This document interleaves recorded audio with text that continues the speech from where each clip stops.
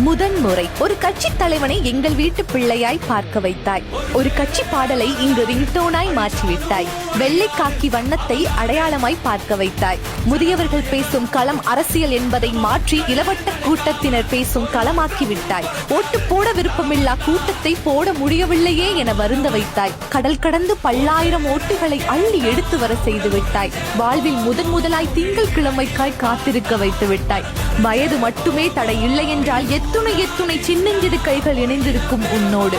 இங்கு வரலாறு திரும்பவில்லை, புது வரலாறே படைத்து விட்டாய். தனி மனித சாம்ராஜ்யம் நீ, தடைகளை தகர்த்தெறிந்த வீறு கொண்ட சிங்கம் நீ, அவமான பேச்சுக்களை அணு அளவு கூட மதிக்காத மாமனிதர் நீர். எல்லாரையும் நேசிக்கும் எங்கள் வீட்டு பிள்ளை நீ.